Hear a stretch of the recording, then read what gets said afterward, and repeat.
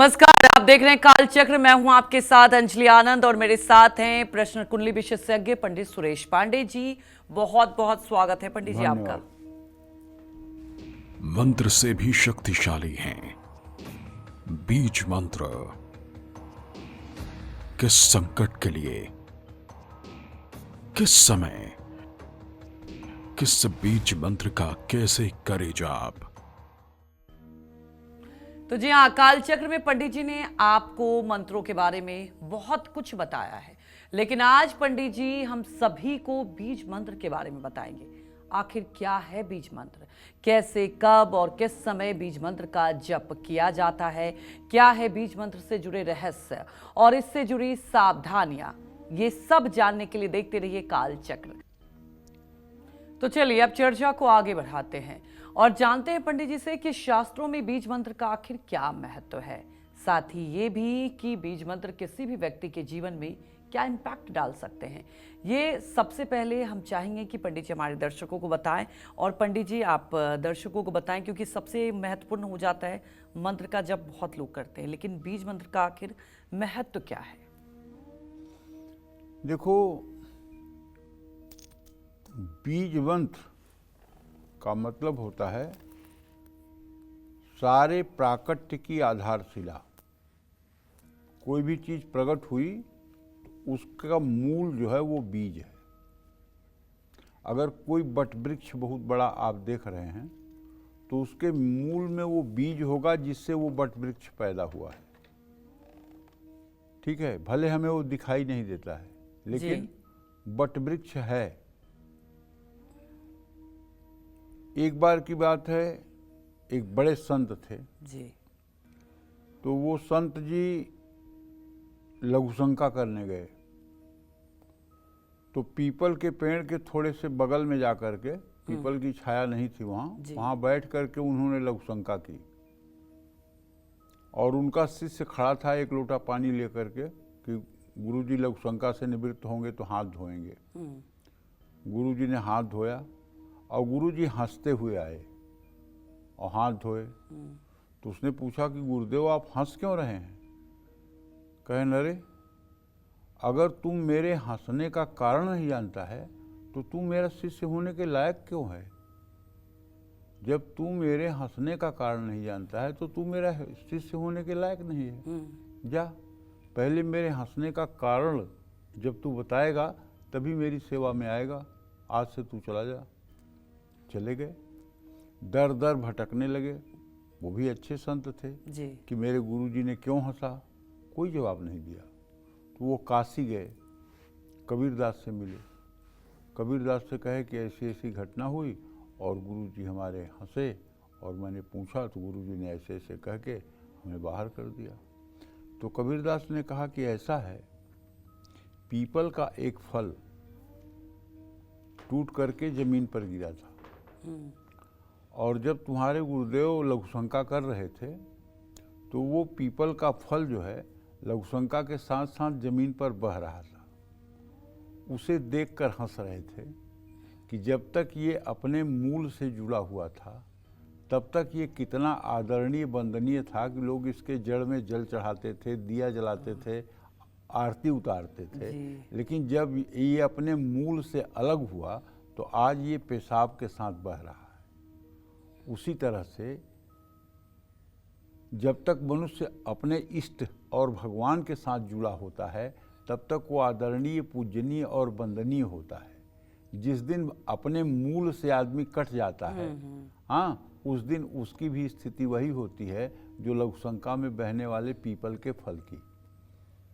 तो आकर के उन्होंने गुरुदेव को बताया। गुरुदेव बहुत संतुष्ट हुए, उन्हें अपने साथ रख लिए। तो बीज मंत्र का तात्पर्य है कि बीज मंत्र वही है, बीज मंत्र वही है जिससे सारी सृष्टि की व्युत्पत्ति होती है। तो बीज मंत्र शक्तिशाली है, इसमें तो कोई डाउट नहीं और न किसी के सर्टिफिकेट की जरूरत है।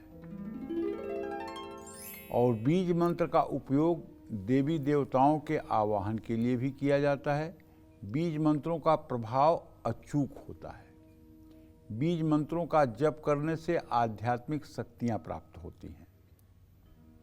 बीज मंत्रों का जप करने से व्यक्ति मानसिक रूप से मजबूत होता है। बीज मंत्रों का जप करने से कुंडली के ग्रह मजबूत होते हैं।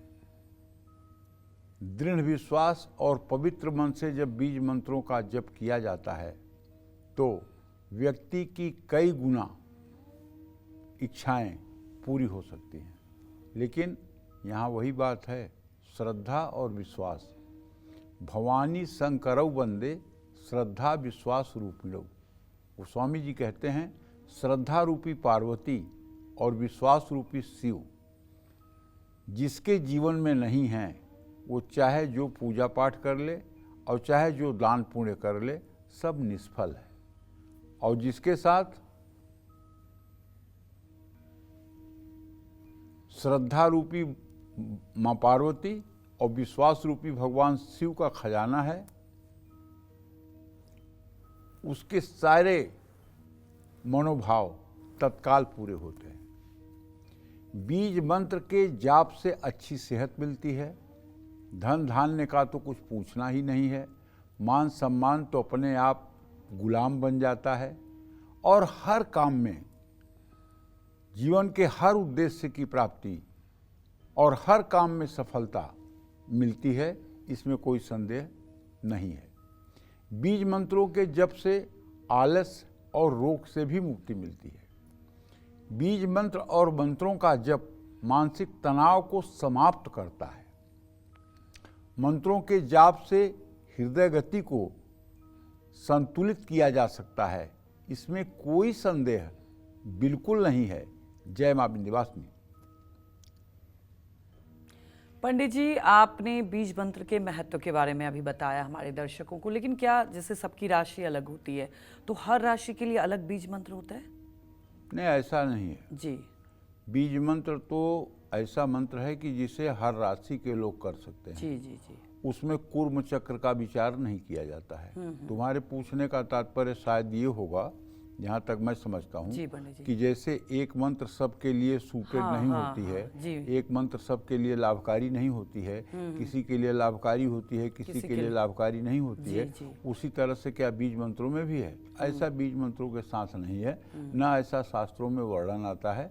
जहाँ तक मेरा अध्ययन है, आगे श्री हरि जाने, मंत्र महारणों मंत्र महोदधि में बीज मंत्रों के सिद्धि के बारे में या कूर्म चक्र के बारे में कुछ नहीं कहा गया है। अच्छा, तो पंडित जी, जैसे आप जन्म कुंडली की बात करते हैं, तो क्या जन्म कुंडली देखकर ये बताया जाता है कि किसके लिए कौन सा, आप कहते हैं, इम्पैक्ट डालेगा अगर इस बीज मंत्र का? देखो, उसमें जन्म कुंडली में बीज मंत्रों के बारे में नहीं बताया जाता है। तो जन्म कुंडली में ये बताया जाता है कि किस आदमी का कौन सा देवता इष्ट होगा। अच्छा अच्छा, ठीक है जी जी। किसके शिव इष्ट होंगे, किसके भगवान राम इष्ट होंगे, किसके कृष्ण इष्ट होंगे, किसकी महालक्ष्मी इष्ट होंगी, किसकी दुर्गा, किसकी काली, किसके भैरव, किसके भूत प्रेत, किसके इष्ट होंगे, ये जन्म कुंडली के द्वारा पता चलता है। पंचम भाव और पंचम भाव पर पड़ने वाली दृष्टि के आधार पर पता चलता है।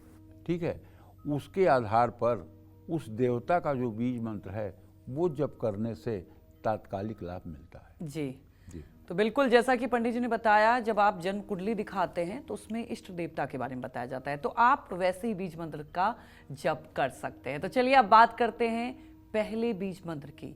क्या है इस बीज मंत्र की खासियत और क्या है इसको जपने के लाभ, ये जान लेते हैं। बताएं पंडित जी।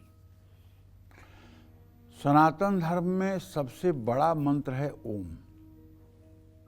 इससे बड़ा कुछ नहीं। इसी से पूरे सृष्टि की रचना हुई है, इसी से पूरा ब्रह्मांड प्रकट हुआ है। ओम ये 3 अक्षरों से मिल करके बना है, अ उ म। अगर व्यक्ति साधना करे तो उसे ओम का धुनकारा, ओम की आवाज अपने शरीर में, अपने नाभि से ही सुनाई पड़ेगी। लेकिन कब? जब आप काष्ठ मौन हो जाएं। काष्ठ मौन क्या होता है? काष्ठ मौन होता है जैसे लकड़ी को कोई रख दिया आपने कहीं, तो लकड़ी उसी अवस्था में पड़ी रहेगी जब तक उसे कोई स्पर्श नहीं करेगा, उसमें कोई फंक्शन नहीं होगा। लकड़ी जैसे आपने रखा है वैसे रहेगी। उसी तरह से जब मन, दसों इंद्रियां, अंतःकरण सब कुछ काष्ठवत एक जगह स्थिर हो जाए, मन निर्विकार होकर के शून्य में चला जाए, तब ओम का धूमकारा नाभि पर से सुनाई पड़ता है। और इसी ओम से सारे अक्षरों की व्युत्पत्ति है। जितने भी अक्षर आपको हिंदी वर्णमाला, संस्कृत वर्णमाला के हैं, सब इसी से पैदा हुए हैं। एतद्वये अक्षरम ज्ञात्वा ब्रह्मलोके महीयते। श्रीमद् भगवद गीता में भगवान कृष्ण ने इसी ओम के उच्चारण पर बल दिया है। एतदालंबनम श्रेष्ठम, एतदालंबनम परम, एतदालंबनम ज्ञात्वा ब्रह्मलोके महीयते। इसी का अवलंब करने के लिए कहा गया है। श्रीमद् भगवद गीता अगर आप पढ़ेंगे तो उसमें इसी ओंकार का सबसे बड़ा मंत्र है। और भगवान कहते हैं कि अक्षरों में ओंकार मैं ही हूँ। भगवान श्री कृष्ण खुद कहते हैं कि अक्षरों में ओंकार मैं ही हूँ। और ये ओम ब्रह्मा, विष्णु और महेश, ये तीनों लोगों की सामूहिक शक्ति है। तीनों लोगों की सामूहिक शक्ति इसमें समाहित है। पद्मासन में ओम मंत्र का जप करने से मन शांत रहता है, एकाग्रता बढ़ती है, शरीर के हार्मोन संतुलित रहते हैं और शरीर के रोगों से रक्षा होती है। अगर आप जहाँ रहते हैं, आपके बेडरूम में, आपके ऑफिस में, आपके घर में बहुत नेगेटिविटी है, लोग हंसते नहीं हैं, लोगों का दांत नहीं दिखाई देता है हंसी से, लोग हर समय मुरझाए से रहते हैं। अगर आप अपने घर में ओम का उद्गीत प्राणायाम करना शुरू कर दें, 5-10 बार सुबह, 5-10 बार शाम को, तो आपके घर का पर्यावरण की स्थिति, आपके घर के जो निगेटिव वाइब्स है उसकी स्थिति बदल जाएगी। उद्गीत प्राणायाम क्या है? पूरे सांस को भरना और ओम को बोलना। अगर ये 5 बार 10 बार सुबह शाम आप बोलना शुरू करें तो आपके घर का माहौल पॉजिटिव हो जाएगा और तो और आप सकारात्मक हो जाएंगे। आपके चेहरे की चमक बढ़ जाएगी, आपके चेहरे पर आत्मविश्वास दिखने लगेगा। एक बार मैं करके बताता हूं आप लोगों को कैसे करना चाहिए उद्गीत प्राणायाम।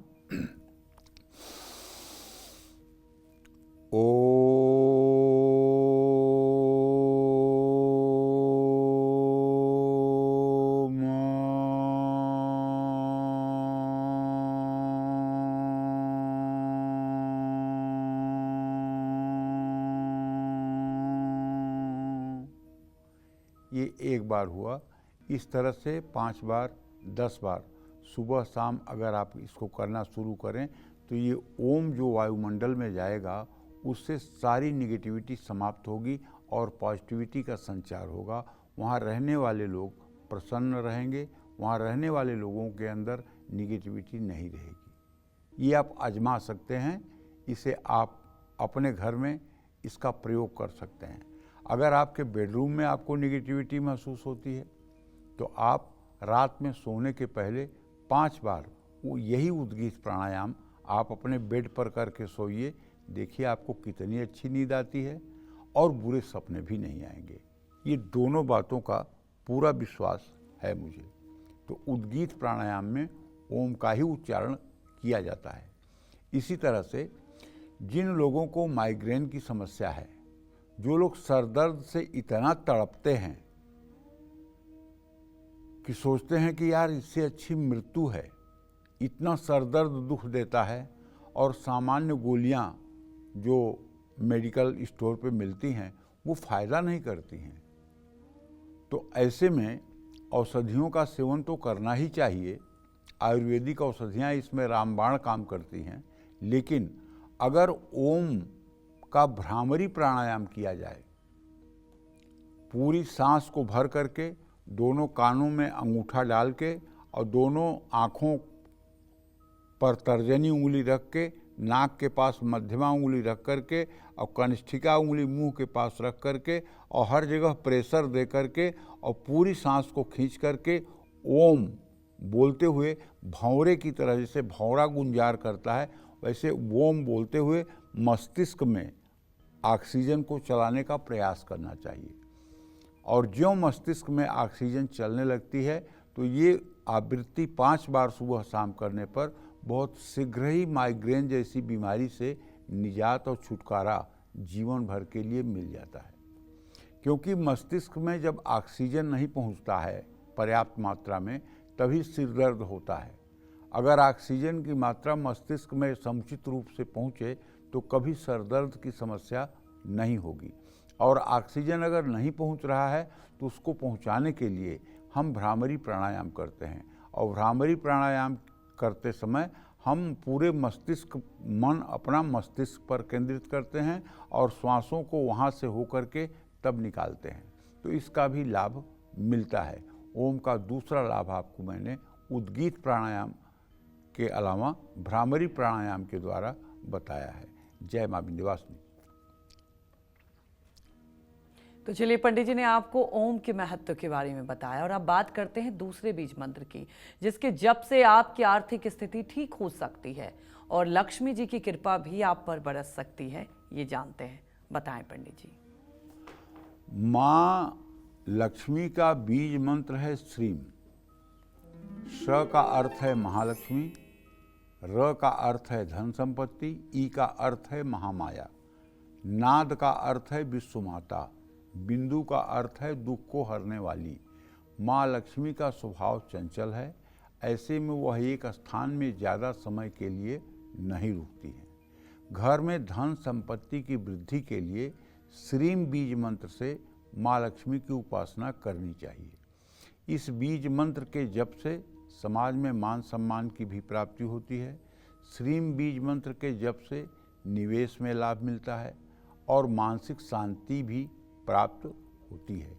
लेकिन आप कहेंगे कि मैंने तो 5 माला रोज 10 माला रोज कर लिया श्रीम, मेरे आर्थिक स्थिति में कोई सुधार नहीं हुआ। तो अब देखना यह है कि आपका प्रारब्ध कैसा है, पूर्व जन्म का आपका प्रारब्ध कैसा है। कोई आदमी ईमानदारी और सच्चरित्रता के रास्ते पर रहते हुए, मेहनत करते हुए जिंदगी को मुश्किल से अपने काट पा रहा है, और कोई आदमी ऐसा भी है जो हर प्रकार के दुर्गुणों से युक्त है, सारी बुराइयां जिसके अंदर समाहित हैं और वो दुनिया के सारे सुखों को भोग रहा है। दुनिया का कोई ऐसा भौतिक सुख नहीं है जो उसे न मिल रहा हो, चाहे महंगा घर हो, चाहे महंगी गाड़ी हो, चाहे महंगा शौक हो, सब उसके पूरे हो रहे हैं और उसके कर्म सब शास्त्र विरुद्ध हैं, लेकिन वो सुखी है, आप उसे देख पा रहे हैं। इसका बस एक कारण है कि उसका पूर्व जन्म के प्रारब्ध में अच्छे कर्म थे जिसका परिणाम उसे मिल रहा है। आपके पूर्व जन्म के प्रारब्ध अच्छे नहीं थे, इसलिए आपका भाग्योदय नहीं हो रहा है। जिस दिन उसका पूर्व जन्म का प्रारब्ध समाप्त होगा उस दिन वो दुखों से और विपत्तियों से घिर जाएगा, और जिस दिन आपका पूर्व जन्म का प्रारब्ध समाप्त होगा उस दिन आपके ऊपर ईश्वर की कृपा बरसने लगेगी। तो इसलिए किसी गलत या अनीति पूर्वक धन अर्जित करने वाले या यश अर्जित करने वाले व्यक्ति की प्रशंसा इसलिए नहीं करनी चाहिए कि उसने अन्याय और अन्याय के द्वारा उपार्जन किया है। हाँ, उसका पतन होगा। इसके बारे में शास्त्र कहते हैं कि अन्यायोपार्जितम विस्तम 10 वर्षाणि तिष्ठति, वर्षे एकादशे समूले विनश्यति। आप अपने अगल बगल देख लीजिए, अगर अन्याय से किसी ने उपलब्धि प्राप्त की है तो 10 साल तक उसकी वृद्धि होती है, लेकिन 11वें साल से पतन शुरू होता है, तो ऐसा पतन होता है कि दुर्गति शब्द भी छोटा पड़ जाता है। तो मेरे कहने का आशय ये है कि अब जैसे श्रीम बीज है तो कम से कम अगर आपका प्रारब्ध ठीक है तब तो आप 10 माला भी रोज करिए तो काम चल जाएगा।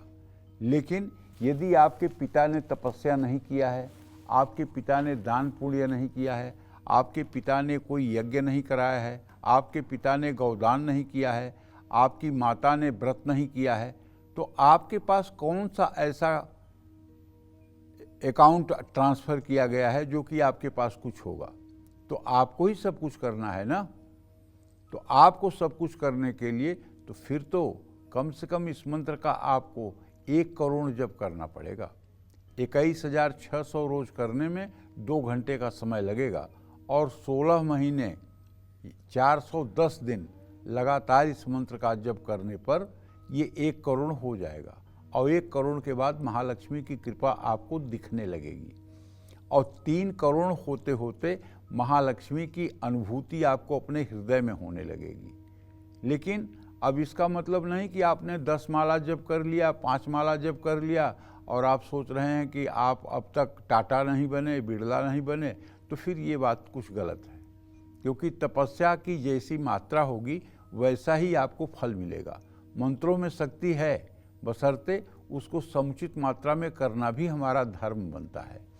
तो अगर आप आर्थिक रूप से अभी अपने गृहस्थ आश्रम के लिए धन दौलत की ज़रूरत है तो आप मेरा आग्रह मानिए, मेरा कहना मानिए, महालक्ष्मी की पूजा उपासना करिए और आप श्रीम बीज मंत्र का आश्रय लीजिए, महालक्ष्मी का चिंतन करिए और रोज़ 21,600 बार श्रीम मंत्र का जप करिए।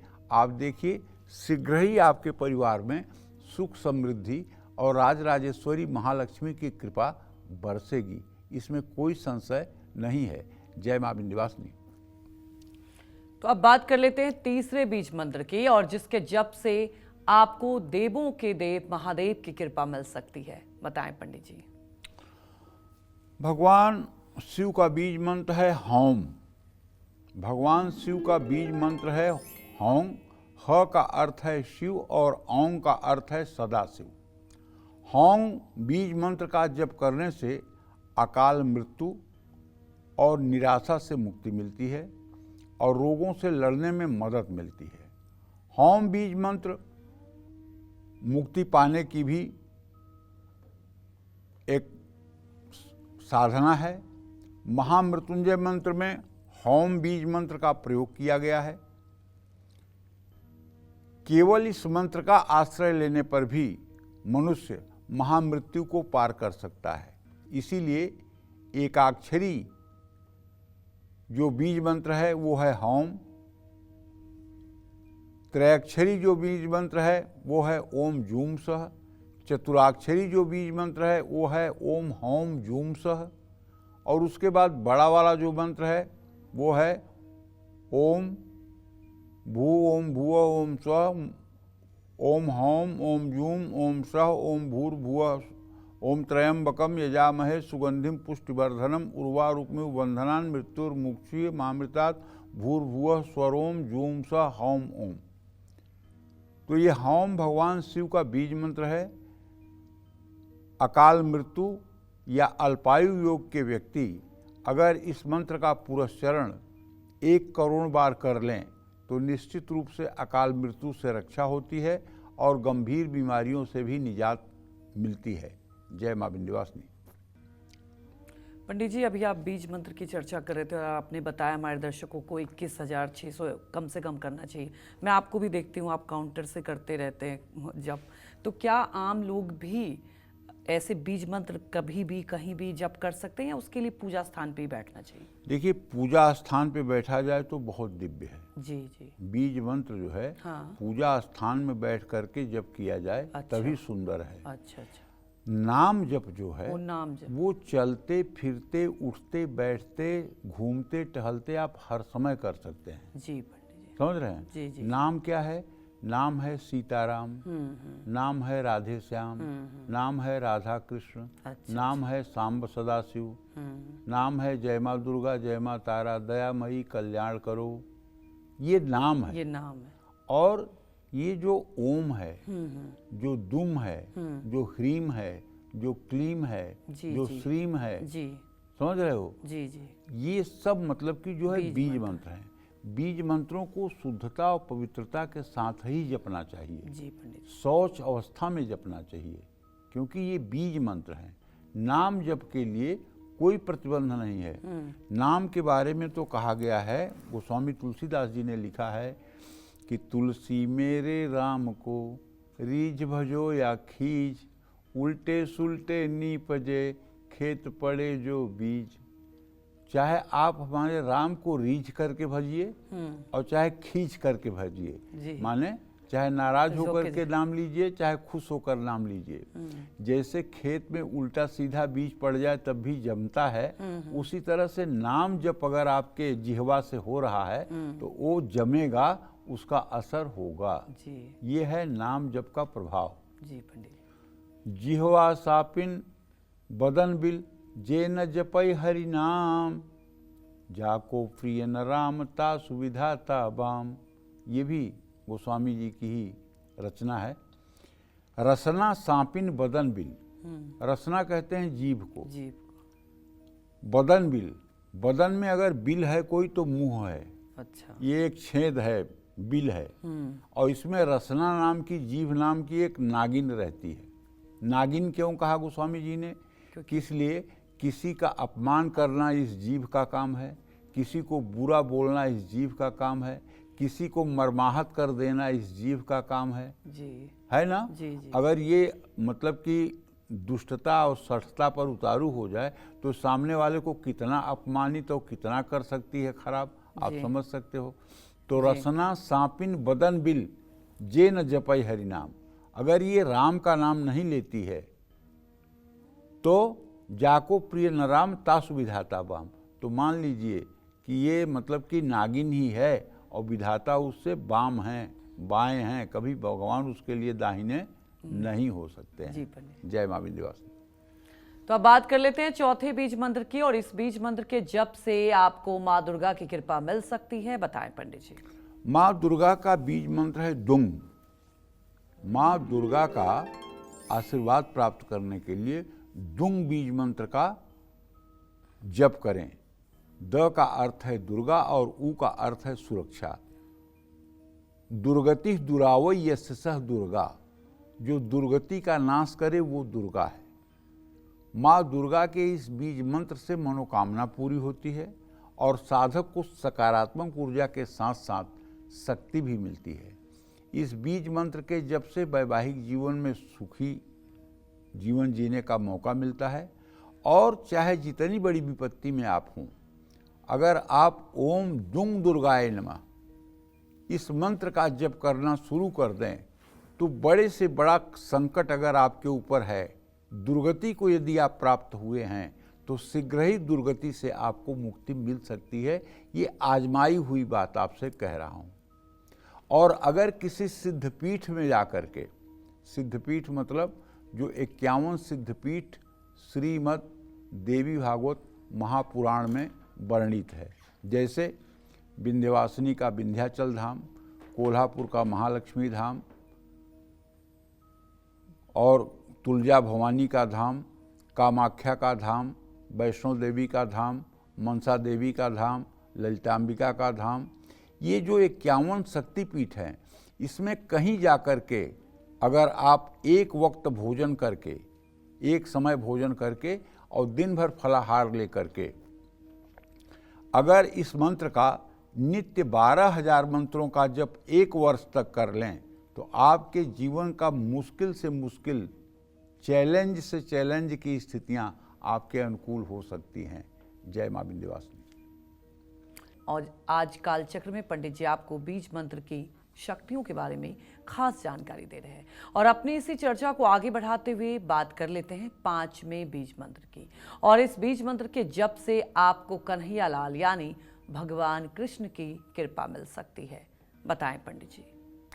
क्लीम, क्लीम बीज मंत्र का संबंध भगवान कृष्ण से है। वैसे ये दिव्य अथर्वशीर्ष में लिखा हुआ है कि काम बीज है। काम बीज का मतलब होता है कामनाओं का बीज है। किसी भी मंत्र के प्रारंभ में अगर क्लीम बीज जोड़ दिया जाए तो इसका मतलब कि वो मनोकामना की पूर्ति के लिए कार्य किया जा रहा है। क का अर्थ तो कृष्ण ही है, ल का अर्थ इंद्र है और ई का अर्थ है संतुष्टि, और इसमें जो बिंदु है वो दुख का हरण करने वाला। ये मंत्र काम बीज है, कृष्ण बीज है और कार्य बीज भी है। सौभाग्य की प्राप्ति के लिए इस मंत्र का जप करना चाहिए। जैसे ओम क्लीम कृष्णाय नमः, इस मंत्र का 5 लाख जप करने से भगवान कृष्ण की भक्ति में, आपके हृदय में भगवान कृष्ण की भक्ति उदय होती है। ओम क्लीम देवकी सुत गोविंद वासुदेव जगतपते देहि में तनयम कृष्ण त्वामहम शरणम गतः क्लीम ओम। इस मंत्र का 1.25 लाख जप पति पत्नी अगर करें तो निश्चित रूप से चिरंजीवी, दीर्घायु, योग्य, होनहार, सात्विक संतान की प्राप्ति होती है। तो क्लीम जो है ये एक तरह से ओम क्लीम कात्यायनी महामाये महायोगिन्यधीश्वरी नंद गोप सुतम देवी पतिम में कुरुते नमः।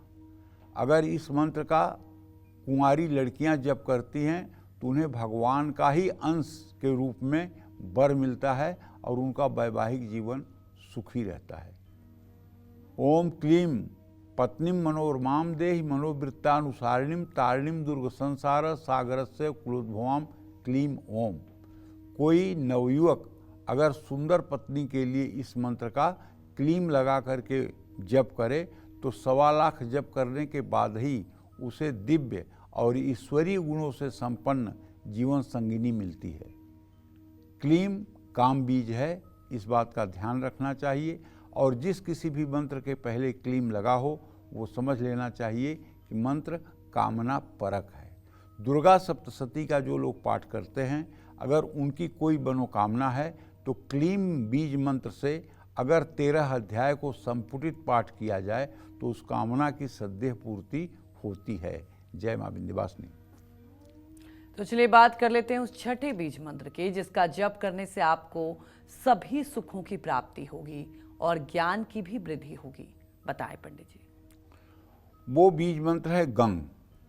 गंग भगवान गणेश का बीज मंत्र है। अथर्व शीर्ष के अनुसार ग गणपति के लिए उपयोग किया जाता है और बिंदु दुखों का नाश करने के लिए।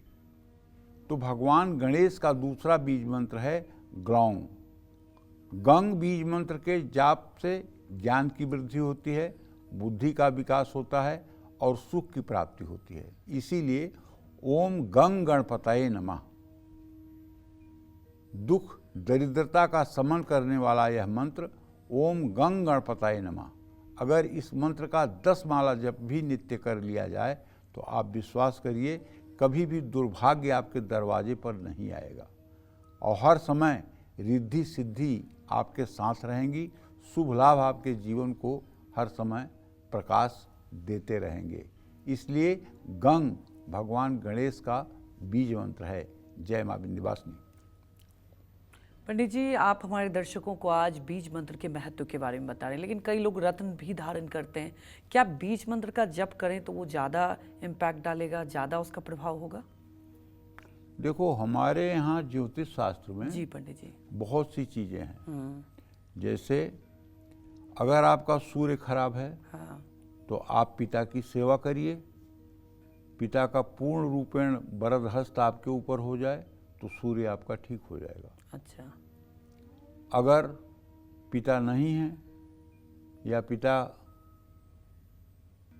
का सानिध्य नहीं है, बहुत सी परिस्थितियां ऐसी होती हैं, पिता बचपन में ही मर जाते हैं या पिता दूर हैं या पिता नज़दीक नहीं है, तो फिर दूसरा उपाय है बेल की जड़, बेलपत्र जो होता है उस बेल की जड़ को रविवार को खोद करके और पिंक कलर धागे में बांध करके अगर उसे गले में धारण किया जाए तो भी सूर्य की कृपा मिलती है। तीसरा उपाय है सूर्य के वैदिक मंत्रों का जप किया जाए। जी। ओमा कृष्णेन रजसा वर्तमानो निवेशयन्न मृतंग मृतंग च हिरणेन सविता रथेन देवो याति भुवनानि पश्यन्न। इसका मंत्र का 31,000 जप कर लिया जाए। अगर ये भी नहीं हो सकता है तो चौथा उपाय है कि आप माणिक के धारण कर लें। माणिक के धारण कर लें। माणिक के धारण करने से भी सूर्य का पॉजिटिव इम्पैक्ट आएगा। तो कहने का मतलब सनातन धर्म में विकल्प बहुत है। अब माणिक के धारण करने के लिए खूब पैसा चाहिए, और जो बेल की जड़ धारण करने के लिए नहीं चाहिए। जी जी। तो पैसे वालों के लिए भी उपाय है और बिना पैसे वालों के लिए भी उपाय है। उपाय सब काम करते हैं ऐसा नहीं है, लेकिन जिसकी जैसी शक्ति सामर्थ्य है उस अनुसार लोग चलते हैं। उसी सड़क पर आपको जाना है 50 किलोमीटर, उसी सड़क पर उन्हीं सिग्नलों पे सारी गाड़ियां रुकती हैं। BMW और मर्सिडीज भी रुकेगी और मारुति वैगन आर भी रुकेगी। रास्ता वही तय होगा, लेकिन मर्सिडीज और BMW भी लेके जाते हैं लोग और वैगन आर भी लेके जाते हैं लोग। जी जी। तो उसी तरह से जैसे आपने पूछा कि रत्नों वाली बात, तो रत्नों वाली बात भी वही है कि अगर आपके पास पैसा है, भगवान ने दिया है, तो आप रत्न धारण कर सकते हैं। नहीं तो दूसरे विकल्प हैं, उनसे आप अपना लक्ष्य पूरा कर सकते हैं। जी बिल्कुल। जय मां विंध्यवासिनी। तो पंडित जी आज बीज मंत्र के महत्व के बारे में बता रहे हैं, और कई हमारे दर्शक हैं जो चाहते भी हैं कि वो बीज मंत्र का जप करें, लेकिन पंडित जी कई बार ये परेशानी आ जाती है उच्चारण को लेकर। कई बार लोग गलत उच्चारण कर देते हैं, तो क्या अगर गलत उच्चारण कर रहे हो तो उसका गलत इम्पैक्ट पड़ता है, या उससे अगर नहीं उच्चारण कर पा रहे हैं तो नहीं करना चाहिए मंत्र? देखिए, अगर कोई साधक नया है, नवीन साधक है और उसे वेद शास्त्र का ज्ञान नहीं है, ठीक है, तो अगर उससे गलती होती है तो प्रभु उसको माफ कर देते हैं। लेकिन अगर कोई विज्ञ है, विद्वान है, और वो अहंकार बस अपने मन से कोई काल्पनिक मंत्र बना करके जप कर रहा है, तब उसका अनिष्ट जरूर होगा जी, तब उसका बुरा जरूर होगा। समझ रही हो? जैसे छोटे बच्चे को मम कहने पर भी माँ पानी पिला देती है, जबकि मम माने पानी होता नहीं है। जी जी। लेकिन माँ समझती है कि इसको चाहिए क्या।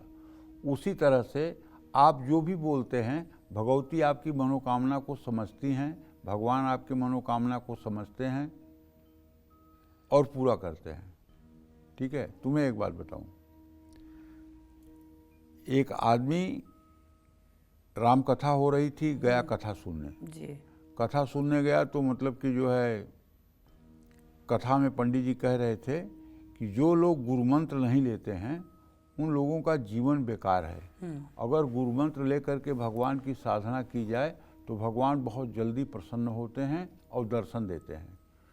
तो वो आदमी कभी पूजा पाठ नहीं करता था, तो जब सारी भीड़ चली गई तो गया पंडित जी के पास।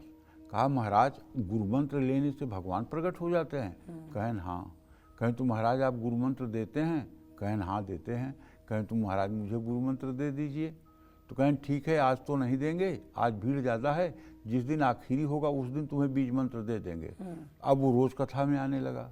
जिस दिन आखिरी कथा थी, महाराज जी को माल टाल चढ़ावा खूब मिला, उसको बटोरने समेटने में महाराज जी व्यस्त थे, और वो जाकर बराबर कह रहा है कि महाराज जी गुरु मंत्रवा दे दीजिए, महाराज जी गुरु मंत्रवा। हाँ हाँ रुको रुको रुको रुको कहते हुए अपने आवास पर गए, और जब आवास पर गए अपना सामान वामान रखे, कपड़ा उपड़ा निकाले, तो अब उन्हें जोर की शौच क्रिया लगी थी, उन्हें जोर से मतलब कि जो है फ्रेश होने जाना था। अब जनेऊ चढ़ा लिए कान पे और लोटा का पानी ले लिए और चल दिए। अब वो पीछे पीछे दौड़ रहा है, महाराज गुरु मंत्र दे दीजिए, महाराज गुरु मंत्र दे दीजिए। अब उनको तो तेज मोशन आई हुई है, वो कह रहे हैं जाओ जाओ जाओ जाओ जाओ जाओ जाओ। अरे नहीं नहीं नहीं गुरुजी, आज गुरु मंत्र दे के ही जाइए। तो उन्होंने कहा, गुरुजी ने गुस्से में धत घपोचन धत घपोचन। उसने कहा अच्छा बस बस गुरु मंत्र मिल गया। अब वो चला गया कि घपोचन गुरु मंत्र हमको मिल गया। अब वो आकर के घर जो है जल आहार पानी छोड़ करके केवल धत घपोचन धत घपोचन धत घपोचन करने लगा, और ऐसा करते करते उसको 8 दिन व्यतीत हो गया। एक दिन द्वारकाधीश श्री कृष्ण भगवान ने कहा कि अब मैं थोड़ी देर के लिए जा रहा हूँ रुक्मिणी। तो रुक्मिणी ने कहा, कहाँ जा रहे हो प्रभु? कहें, एक बड़ा मेरा विचित्र भक्त है, उसको दर्शन देने जा रहा हूँ। कहें, तो आपके उस विचित्र भक्त को जिसको आप दर्शन देने जा रहे हैं मैं भी चलूँ देख लूँ? कहें, नहीं तुम मत जाओ, तुम जाओगी तो डिस्टर्ब हो जाओगी। कहें, नहीं डिस्टर्ब होंगी, हमको ले चलिए। कहें, चलो। चल दिए। आए तो देखे बाहर से कृष्ण भगवान और रुक्मिणी, तो वो कह रहा है, धद घपोचन धद घपोचन धद घपोचन धद घपोचन। तो कहने, अरे ये क्या कर रहा है? ये तो धद घपोचन कह रहा है। आपके सहस्र नाम में कोई नाम धद घपोचन है ही नहीं है। ये आपका कैसा भक्त है? आज तक किसी ने ये नाम आपका लिया ही नहीं, धद घपोचन। जाऊं पूछूं इससे? कहें, जाओ। रुक्मिणी जी गई, बोली, महाराज भैया जी आप ये किसका मंत्र जप कर रहे हैं? तो कुछ नहीं बोला, धद घपोचन धद घपोचन। अरे आप किसका मंत्र जप कर रहे हैं, किसका नाम ले रहे हैं? तो जरा सा आंख खोल करके उसने कहा, तुम्हारे भतार का, तुम्हारे भतार का। तो वापस आई और भगवान कृष्ण के पैरों में पड़ गई। कहें, महाराज ये तो बड़ा आत्मज्ञानी है, इसने तो तुरंत कह दिया कि तुम्हारे भतार का, माने आपका नाम ले रहा है। कहें, हाँ देखा ना। कहें, तो महाराज लेकिन आपका नाम तो घपोचन कभी था नहीं, तो कैसे आपका नाम घपोचन पड़ गया? कहें, वो था ना बचपन में एक बार हम शहद निकाल, वो हम मक्खन खा रहे थे, तो माँ ने मुझे पकड़ लिया। माँ ने जब मेरा कान पकड़ा और कहा, तेरे मुंह में मक्खन कैसे लगी है? तो मैंने कहा, माँ एक मक्खी को मैं उड़ा रहा था, उसी मक्खी मक्खन में बैठी थी, वही मक्खी आके मेरे मुंह पे बैठ गई, इसलिए मतलब कि मेरे मुंह में मक्खन लग गई। तो माँ ने कहा, धद घपोचन। तो वही एक नाम मेरा घपोचन हो गया। तो कहने का मतलब ये है, भगवान तो हर चीज़ से रिझ जाते हैं, बस श्रद्धा होनी चाहिए। भगवान को रिझाने के लिए विश्वास होना चाहिए। तो आप भी अगर मंत्र लेते हैं तो किसी गुरु आज्ञा से ही मंत्र लेना चाहिए, और गुरु का आश्रय लेकर के ही मंत्र का जप करना चाहिए। ऐसे अज्ञानतावश अगर आप कोई प्रयोग करेंगे तो उल्टा सुल्टा भी हो सकता है। इसलिए ये मेरे कहानी बताने का आशय ये था कि आप अगर कुछ मंत्र ले रहे हैं तो एक निष्ठा और एक विश्वास और एक गुरु आज्ञा ये भी होनी चाहिए। बिल्कुल। जय मां विंध्यवासिनी। तो चलिए अब बात कर लेते हैं उस 7वें बीज मंत्र की, जिसका जप करने से आपका दुर्भाग्य सौभाग्य में बदल सकता है। बताएं पंडित जी। अब हम बात कर रहे हैं ह्रीम बीज मंत्र का। इस बीज मंत्र को शक्ति की साधना करने वालों के अंदर माया बीज के नाम से प्रचलित है। ये माया बीज है। ये माँ भुवनेश्वरी और लक्ष्मी से सीधा संबंध बनाता है। ह का अर्थ है शिव, र का अर्थ है महामाया, ई का अर्थ है विश्व माता। बिंदु दुख हरता है। ह्रीम बीज मंत्र का जप करने से व्यक्ति को भगवान शिव और माँ पार्वती दोनों की कृपा मिलती है। इस बीज के जप से दुखों का सद्यः अंत होता है। इस बीज मंत्र का जप करने से दुर्भाग्य मिटता है। इस बीज मंत्र के जप से व्यक्ति के अंदर नेतृत्व की क्षमता में वृद्धि होती है। मैं आज भी इस कलिकाल में पूरे होशो हवास से कह रहा हूं कि अगर कोई व्यक्ति चाहे जितना मुसीबत का मारा हो, अगर वो इस ह्रीम एक अक्षर बीज मंत्र का 32 लाख जप कर ले तो मैं दावे के साथ कहता हूं दुर्भाग्य उसके सामने कभी टिक नहीं सकता। लेकिन इसका पुरस्चरण 32 लाख का होता है। इस बीज मंत्र को सुचिता पूर्वक पवित्रता के साथ यदि 32 लाख जप कर लिया जाए तो ऐसे व्यक्ति के जीवन में कभी किसी काम में असाध्य स्थिति नहीं उत्पन्न होती है। ये बात आजमाई हुई आपको बता रहा हूं। जय मां विंध्यवासिनी। तो चलिए बात कर लेते हैं उस 8वें बीज मंत्र की, जिसका जप करने से आपका आत्मविश्वास बढ़ेगा और नेगेटिव एनर्जी हमेशा के लिए दूर हो जाएगी। बताएं पंडित जी। मां महाकाली का बीज मंत्र है क्रीम। क का अर्थ है माँ काली, र का ब्रह्म और ई का महामाया और बिंदु का अर्थ है दुख हरण। क्रीम बीज मंत्र का जप करने से आत्मविश्वास बढ़ता है। क्रीम बीज मंत्र का जप करने से नकारात्मक शक्तियों से व्यक्ति की रक्षा होती है।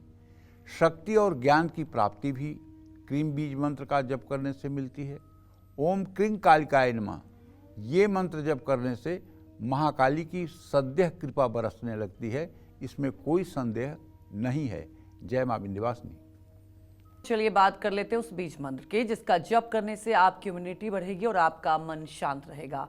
बताएं पंडित जी। देखिए, हनुमान जी का वैसे बीज मंत्र जो है हंग भी है और फ्रौंग भी है। इस बीज मंत्र का जप करने से शक्ति और सुरक्षा प्राप्त होती है। जिसको भी भय लगता है उसको फ्रौंग बीज मंत्र या हंग बीज मंत्र का जप करने से तन और मन की इम्यूनिटी बढ़ जाती है, रोग प्रतिरोधक क्षमता बढ़ जाती है। आप अगर असंभव से असंभव कार्य आपका नहीं हो रहा है या कोई आप ऐसे कानूनी विवाद में फंसे हुए हैं जहां आपका गुनाह नहीं है लेकिन आप आरोपी बने हुए हैं, तो आप एक कहना मेरा मानिए और आजमाइएगा। पहली बात तो 100 बार हनुमान चालीसा का पाठ कर लीजिए। हनुमान जी के चित्र के सामने दिया जलाकर, हनुमान जी को पीले फूल चढ़ाकर और कुछ लड्डू तुलसी के पत्ते का भोग लगा करके श्रद्धापूर्वक व्रत करते हुए 100 पाठ हनुमान चालीसा का पूरब दिशा में मुंह करके कर लीजिए। और जब तक पाठ करिए तब तक दीप प्रज्वलित रहे, दीप जलता रहे। और उसके बाद ओम हंग हनुमताय नमः इस मंत्र का कम से कम 10,000 जप कर लीजिए। अगर कोई चुनौती आपको 24 घंटे के अंदर मिलने वाली है तो उससे भी आपको राहत मिल जाएगी और उसमें भी आपको विजय मिल जाएगी। ओम हंग हनुमताय नमः। यदि किसी प्रकार का बंधन है या किसी प्रकार का, जानते हैं, यह 7 बार पाठ कर जोई छूटई बंदी महासुख होई, ये गोस्वामी जी ने लिखा है कि जो 100 बार इसका पाठ कर लेता है हनुमान चालीसा का, बड़े से बड़ा बंधन भी उसका टूट जाता है। और ये मैंने जीवन में आजमाया है। जिन लोगों ने भी हनुमान जी की शरणागति ली है, जिन लोगों ने भी हनुमान जी की साधना की है, उनके दुखों का अंत हुआ है, इसमें कोई संदेह नहीं है। लेकिन अगर मुश्किल परिस्थिति है, जटिल परिस्थिति है, तो ये हनुमान चालीसा का 7 दिन तक 100 पाठ नित्य करना चाहिए। और यदि कुछ अप्राकृतिक कार्य घर में हो रहे हैं, जैसे किसी के जीवन में अप्राकृतिक हाव भाव हो रहे हैं, जिसको दूसरी भाषा में कहिए कि आपको लग रहा है कि किसी आत्मा की छाया हो गई है, अनवांटेड हरकत व्यक्ति कर रहा है, तो हनुमान चालीसा का 100 पाठ 40 दिन अगर कर लिया जाए तो घर के सारे लोगों की सेहत ठीक हो सकती है और घर में किसी प्रकार की ऊपरी बाधा का प्रकोप शांत हो सकता है। और ओम हंग हनुमताय नमः इस मंत्र का जहाँ 10 माला भी जप किया जाता है, वहाँ किसी प्रकार की नकारात्मक ऊर्जा नहीं रुकती है। जय मां विंध्यवासिनी। चलिए तो आप बात कर लेते हैं उस 10वें बीज मंत्र की जिसका जप करने से आपको भगवान भैरव की खास कृपा मिलेगी। बताएं पंडित जी। वो मंत्र है बटुक भैरव का वंग, वंग और हंग भी है। ये शक्तिशाली मंत्र भगवान भैरव का है। भगवान भैरव भगवान शिव के उग्र रूपों में से एक हैं। इस बीज मंत्र में ह भगवान शिव और ओम भगवान भैरव के लिए हुं कानूनी मामलों में फंसे हैं उनको होम बीज मंत्र का जप करना चाहिए। लेकिन मैं आपसे कहूँगा कि ये बिना दीक्षा के नहीं करना चाहिए। अगर आप बिना दीक्षा के भय से रहित होना चाहते हैं, भैरव का मतलब जो भय से आपको दूर कर दे, भैरव का मतलब ही होता है जो भय से आपको मुक्त कर दे, वो भैरव। तो इस बीज मंत्र की जगह आप वंग बटुक भैरव का मंत्र है, ओम करकलित कपाल कुंडली दंड पाणी स्तरुण तुमिर नील ब्याल यज्ञोपवीति कृत समय स्पर्याद विघ्न विक्षेद हेतुम जयति बटुकनाथ सिद्धिदः साधका नाम भंग बटुकाय नमः बटुक भैरवाय नमः। एक सोने का सिंहासन कल्पना करिए, उसमें एक 12 साल का सुंदर बालक गौर वर्ण का हाथ में सोने का त्रिशूल लिए हुए और सोने के सिंहासन पर बैठा हुआ और बाघंबर पहना हुआ और जनेऊ धारण किया हुआ कल्पना करिए। माथे पर मुकुट है और करोड़ों सूर्य की आभा है उनके चेहरे पर। ऐसे भगवान भैरव के श्री चरणों का आप स्पर्श कर रहे हैं, उनके चरणों पर आप कमल का फूल चढ़ा रहे हैं, उनसे आप अपना अनुनय विनय कर रहे हैं, ये ध्यान आप कर रहे हैं।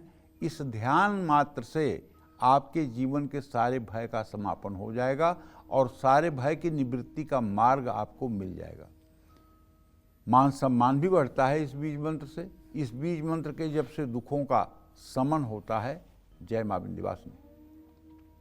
तो चलिए अब बात कर लेते हैं उस बीज मंत्र की जिसका जप करने से मिलेगी आपको मां सरस्वती की कृपा और हर फील्ड में आपको सफलता मिलेगी। बताएं पंडित जी। ऐंग, ये मां सरस्वती का बीज मंत्र जी, ये मां सरस्वती का बीज मंत्र है। और देवी भागवत में एक कथा आती है जी पंडित कि एक ऋषि का एक लड़का था जो गूंगा था। गूंगा था, बोलता नहीं था। जी जी। तो उसको मतलब कि ऋषि ने पता नहीं क्यों किस बात से, उसे ऋषि थे कि वो सामान्य साधक थे, जंगल में छोड़ दिया। अच्छा। अब वो जंगल में रह करके नदी का पानी पी करके फलों को खा करके अपनी आजीविका चलाता था और जंगल में एक झोपड़ी में रहता था। एक दिन एक मतलब कि शिकारी जो है एक जंगली सूअर को मारने के लिए पीछा कर रहा था जी।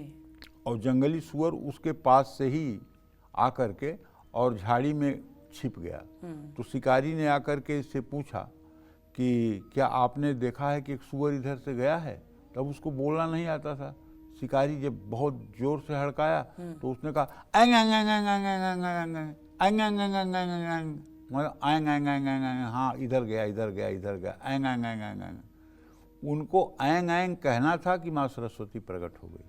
अच्छा। उन्होंने कहा कि तूने मेरे बीज मंत्र का जप किया, आज से तुझे मैं बाणी प्रदान करती हूँ, और उसे बाणी मिल गई।